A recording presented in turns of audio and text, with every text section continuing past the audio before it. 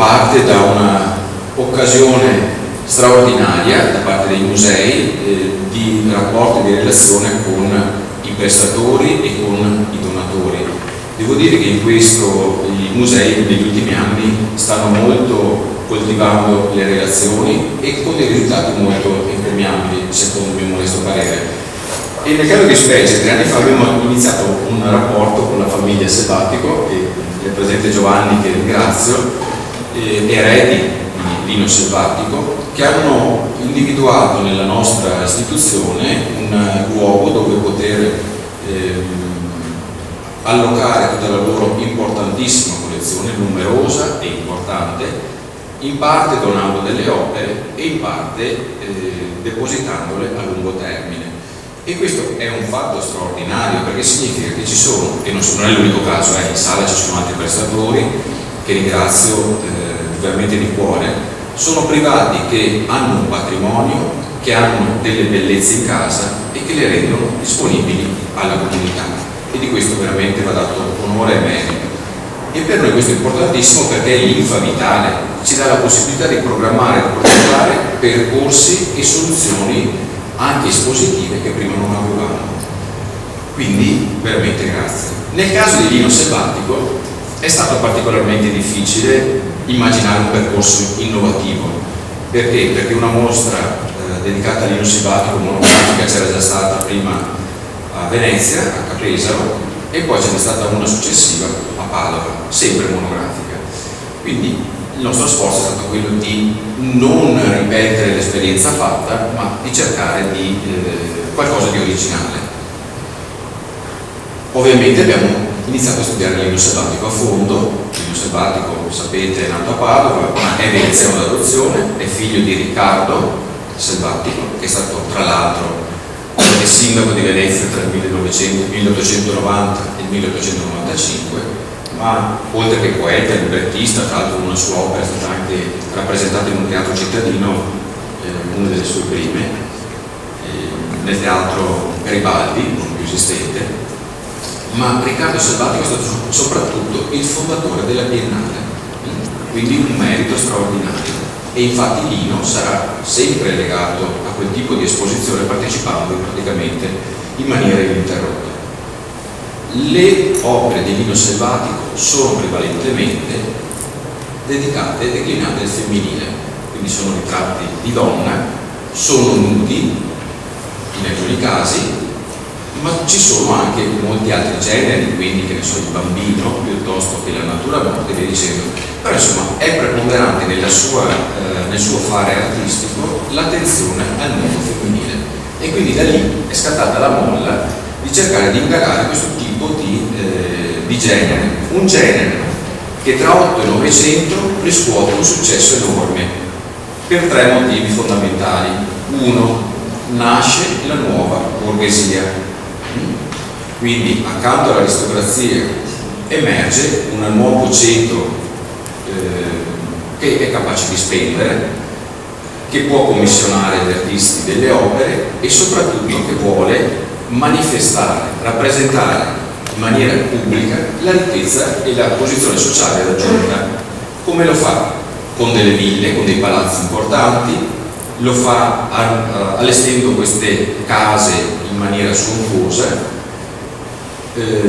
allestendo dei banchetti piuttosto che dei ricevimenti dove serve per esempio il tè piuttosto che la cena, con delle portate, con delle posaterie significative, ma soprattutto accompagnando, che ne so, le opere ad affresco presenti nei palazzi, anche con la voglia e la necessità di esibire anche il proprio ritratto al maschile, ma soprattutto ritratto al femminile. È una sorta di status symbol del momento. Il ritratto femminile perché? Perché in particolare attraverso la figura della donna e il suo tipo di abbigliamento, piuttosto che i gioielli, piuttosto che le acconciature, mi fanno segno che devo usare anche le slide, perché altrimenti le slide non servono. Tutti, insomma, gli artisti, noti o meno noti, si dedicano a questo genere, e addirittura tutte le scuole territoriali locali hanno appunto una scuola che si dedica a questo genere, a questo tipo di genere. Terzo elemento, e non ultimo, del successo del genere, oltre all'affermazione della borghesia, a questi artefici, sono il fatto che il ritratto è appunto un genere che manifesta la sua grandezza anche attraverso le protagoniste che vogliono farsi ritrarre, ossia non solo le aristocratiche e le nuove borghesi, ma tutte le donne importanti dell'epoca, per esempio le star del cinema, del teatro, del varietà, vogliono farsi ritrarre, e noi su questo dedicheremo particolare attenzione. Le donne che fanno tendenza, ne cito una per tutte, la Luisa Casati Amman, una donna che potrebbe essere paragonata oggi a una star, come una Lady Gaga del momento, no? E vogliono farsi ritrarre, e quindi il terzo elemento del successo del genere. Quindi abbiamo detto che la mostra parte da un'analisi delle opere e del fondo che abbiamo ottenuto di Lino Selvatico, ma si allarga poi nel territorio ad altri due artisti. Uno è Alberto Martini, questo è il ritratto della moglie Maria Petringa, e poi a Giulio Ettore Erler.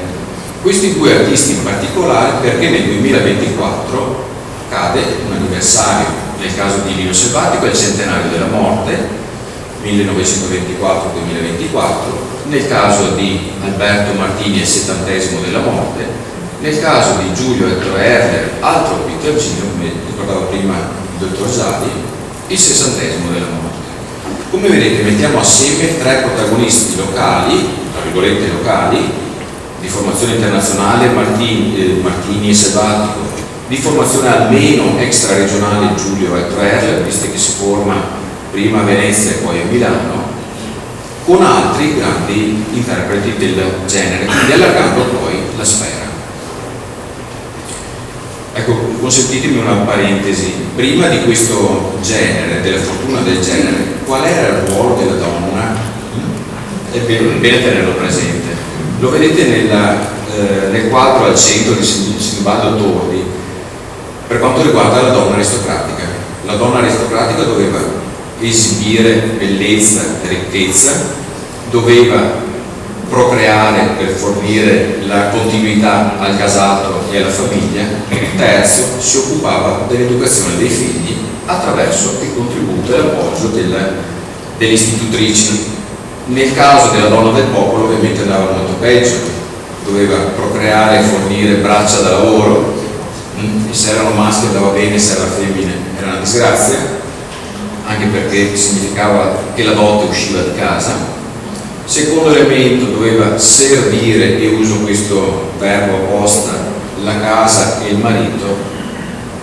Terzo, doveva lavorare, niente di più.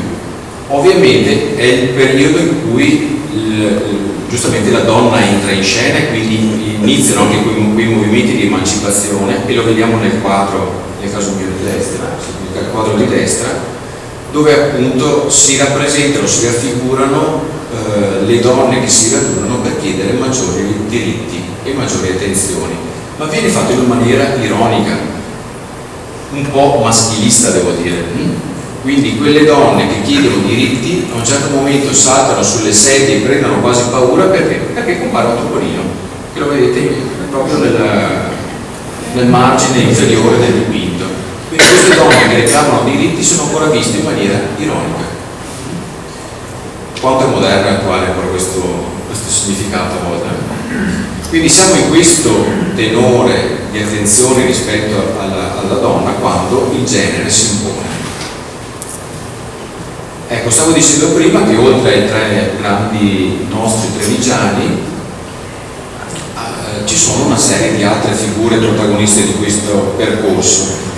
Ovviamente non possono mancare i cosiddetti italiani a Parigi. Sono quegli italiani che si trasferiscono a Parigi, città capitale alla moda, e che lì si impongono, ma che si impongono non solo lì, dettano le leggi del genere anche in Italia. Tra questi Boldini, i capolavori che sono presenti in mostra sono diversi, sono una ventina, una trentina, sono veramente tanti, ma soprattutto forniscono anche un panorama completo del fare delle evoluzioni artistiche di Boldini dagli anni 70 fino agli anni 70 in avanti. Quindi questo è uno degli ultimi, questa grande opera che viene dalla Galleria Nazionale di Roma, dove la nostra Luisa Casati Ammann subisce quasi una metamorfosi, no? Diventando da figura umana quasi un pavone. E qui c'è tutta una simbologia legata all'occhio, e ovviamente il fare artistico con queste pennellate che sono quasi delle sciabolate sulla tela sono straordinarie. Assieme alla Casati, scusate se faccio un salto in avanti, alla Casati dedichiamo una saletta, uno spazio particolare, mettendo accanto a quella di Boldini due capolavori che vengono da Parigi. Sono di Alberto Martini, visti raramente ovviamente da noi in Italia, e manifestano anche la personalità di questa Luisa, che come sapete era piuttosto strana. Dire strana è dire poco, era ricca, era ricchissima, ma è stata capace di dilapidare tutto con le sue scelte un po' bizzarre, diciamo così. Era capace di girare con il cavallo in piazza San Marco, oppure di riservarsi la piazza per organizzare le sue feste, oppure di organizzare feste presentandosi poi in maschera come Indiana piuttosto che come Cesare Borgia e via dicendo, insomma dilapidando un patrimonio enorme. Però era un personaggio che creava tendenza, e quindi è giusto che in una mostra di questo tipo venga anche celebrato. Ecco, qui una rassegna di opere di Boldini che saranno presenti in mostra, quindi si va da quelle più di gusto classico, no? Come la prima, la contessa Pokudov, che rivela ancora questo fare legato al Settecento, per poi arrivare a opere come quella di Lugano e via dicendo, oppure gli Uffizi più a destra. Quindi veramente una sventagliata di capolavori di fronte ai quali potremo tranquillamente metterci in ginocchio e dedicare tempo all'osservazione. È un percorso che dal realismo arriverà anche fino al surrealismo. Qui un'altra opera di Alberto Martini, dove la Casati Ammann oltrepassa il dato reale. Non c'è una voglia, un desiderio, un'esigenza da parte dell'artista di rappresentare i lineamenti della ritratta, ma c'è una volontà di superare il dato reale, e lo fa facendo riferimento a quella fotografia di Man Ray famosissima, che era riuscita per sbaglio, ossia la macchinetta si era mossa durante lo scatto, ma che la Luisa stessa identificava come uno dei migliori ritratti che raffigurava al meglio la sua personalità. E poi, ecco, lo diceva, lo accennava prima l'assessore, abbiamo cercato di mettere assieme in questo percorso anche alcune curiosità, ossia elementi della pittura assieme alla scultura, ma anche assieme alla moda, quindi raccontando attraverso i dipinti e la presenza di abiti, accessori, cappelli, borsette, questa entrata in scena della donna. Qui ho postato questa immagine, un ritratto all'Amazzone della moglie di Ettore Tito accanto a un abito. Capolavoro straordinario di grandi dimensioni, quindi saranno opere anche di grandi dimensioni, che viene da Genova. Qui un altro ritratto di Scomparini, che in realtà è un ritratto poetico di Margherita Gautier, quindi racconta un altro momento, un altro elemento di questa narrazione. Non è semplicemente una mostra di grandi belle donne, certo è anche questo, ma è anche un racconto delle sofferenze delle donne, e in questo caso racconta la storia, conoscete tutti Margherita Gautier, che è stata la protagonista della Dama delle Camelie, no? La Signora delle Camelie di Alessandro Mal giovane, e una donna giovane, sofferente, che soffre della malattia, che soffre del fatto di non riuscire a ottenere l'amore vero, ma di essere lei stessa vittima dell'amore che concede agli altri, prostituta in sostanza, no? E che sia la nostra Signora delle Camelie lo ricorda anche quel mazzo di fiori depositato sul divano, perché era usa entrare nei teatri con questo mazzo di fiori, rossi o bianchi, a seconda del messaggio che voleva dare ai potenziali clienti, no? Sono disponibili oppure non lo sono. E qui il contrasto è eccezionale tra la ricchezza dei tessuti, di quei bianchi che sono cangianti, con quel volto invece che è un volto distrutto dalla sofferenza di una donna. Quindi racconteremo all'interno del nostro percorso anche alcune sofferenze delle donne, delle protagoniste. Ve ne cito un altro, Tina Di Lorenzo, protagonista di un dipinto di Ettore Tito in mostra. È la storia di una donna cantante che ha avuto successo, ma che purtroppo ha subito anche una violenza da parte del suo maestro di canto. E sapete come riparò quella violenza il maestro di canto? Presentandosi dalla famiglia con 1750 lire, quindi rimborsò quel danno. Questa nostra Tina Di Lorenzo ebbe talmente tanta forza da ottenere il successo nella vita e da ritornare da quel maestro con 1750 euro come segno di vendetta quasi per quel gesto, per quell'oltraggio che aveva subito. Quindi è anche una storia di tante vite, di tante sofferenze appunto vissute dalle donne. Tra i tanti capolavori ve ne mostro altri due. Questi sono di Cesare Tallone, che è stato maestro di Giulio Etreer a Brera, quindi la scuola più importante a livello italiano, ma è stato soprattutto colui che ha portato al nord la lezione verista di Morelli, che si era fermata a Napoli. Quindi un dipinto di una signora a sinistra e di Lida Borrelli, altra protagonista delle scene, a destra, dove il non finito quasi del dipinto contrasta invece con la bellezza di quel volto. Sono anche queste opere mastodontiche. Poi un altro capolavoro strepitoso, ve ne mostro alcuni, questo di Giacomo Grosso, Virginia Reiter, altra protagonista delle scene.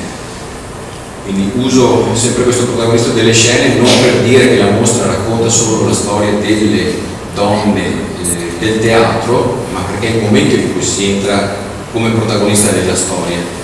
E qui vi voglio segnalare questa bellezza di questi tessuti, sembrano proprio fatti di seta, li vedrete al naturale dal vivo, assieme a questa ambientazione all'interno di un camerino da teatro.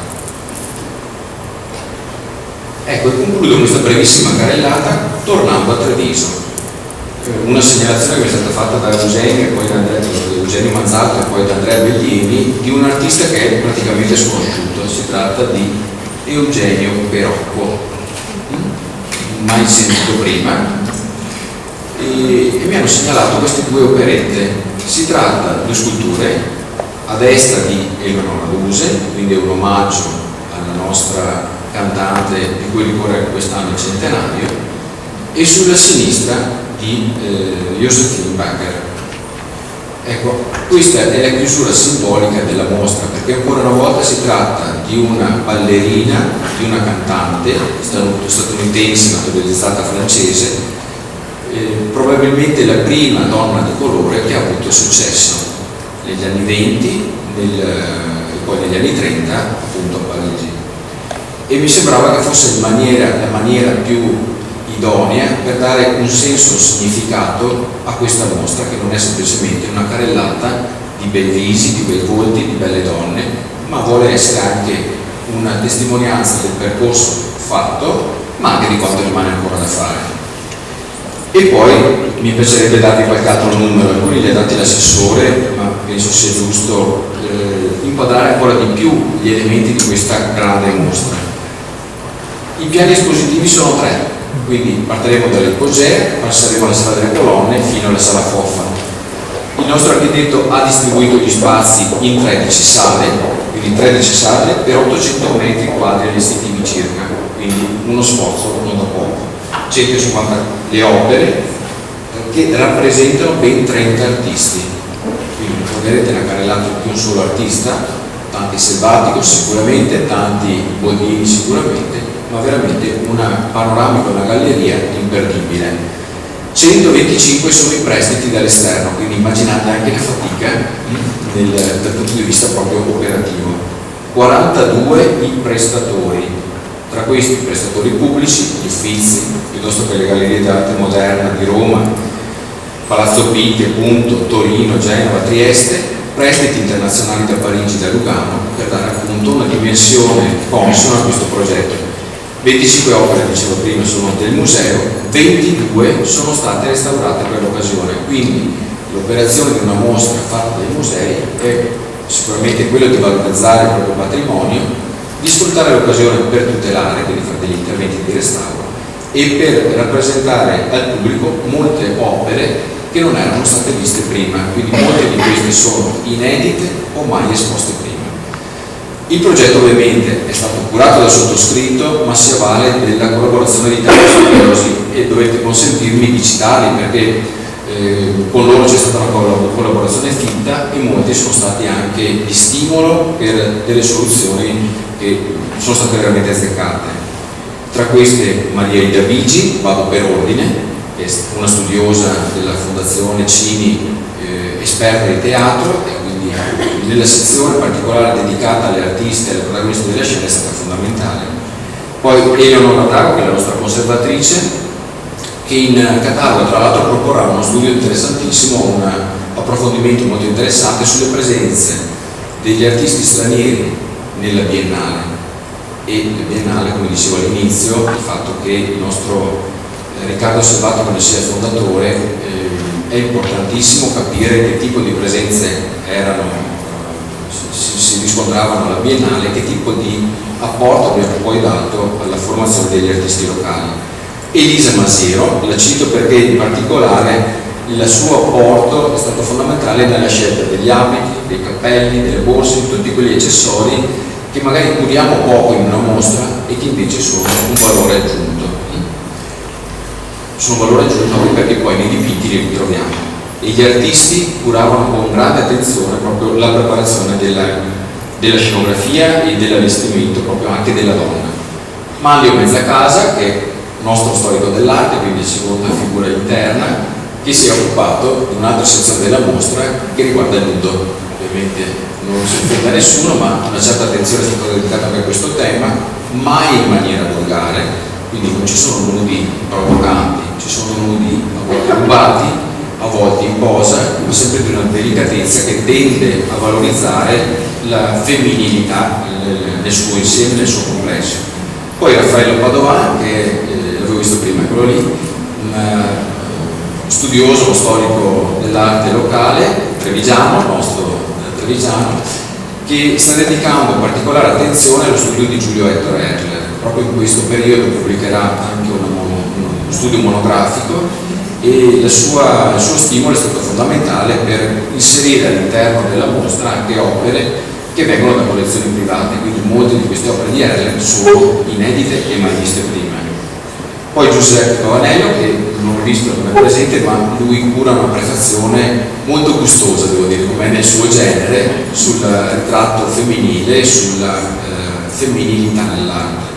Poi Carlo Steno Rossi, che avevo visto prima in sala, che dedica invece un approfondimento alla storia del teatro, dello spettacolo, diciamo, dei teatri a Treviso, quindi percorrendo la storia dei 3 teatri che erano presenti in città, quindi quello comunale, poi il Garibaldi e poi l'Eden.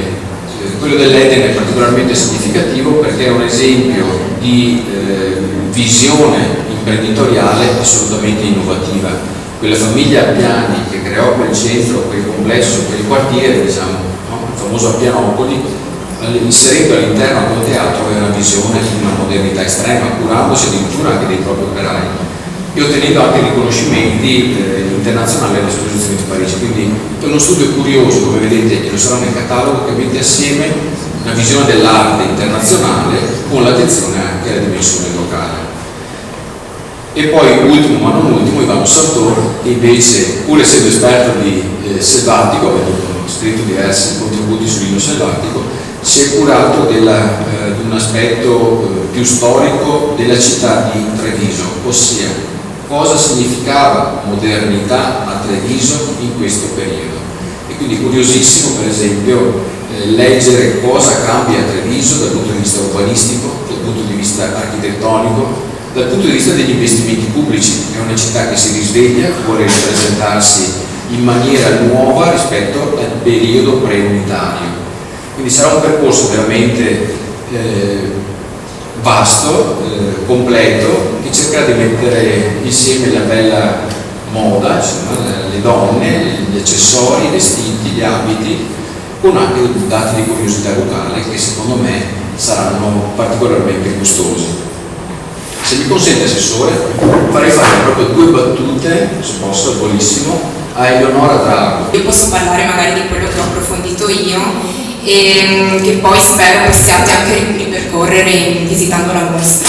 Quello che emerge anche da tutti questi autori, considerando sia quelli attivi localmente, quindi a Treviso, Venezia, Veneto e anche quelli più internazionali, è proprio l'importanza anche attraverso esposizioni come la Biennale, di un'apertura che si nota in questi anni, che attraverso il mondo dell'arte mostra proprio come il mondo diventi un po' cosmopolita. È una cosa che anche attraverso la definizione dei ritratti femminili nella critica dell'epoca emerge più volte, c'è questa caduta anche dei confini, prima regionali. Ricordiamo che siamo in questi anni, tra 8 e 900, l'Italia, così come Treviso, stava cercando di costruire l'unificazione, quindi il percorso dopo l'unità d'Italia è durato vari decenni e per certi versi ancora va avanti proprio verso un mondo più unito e più collegato.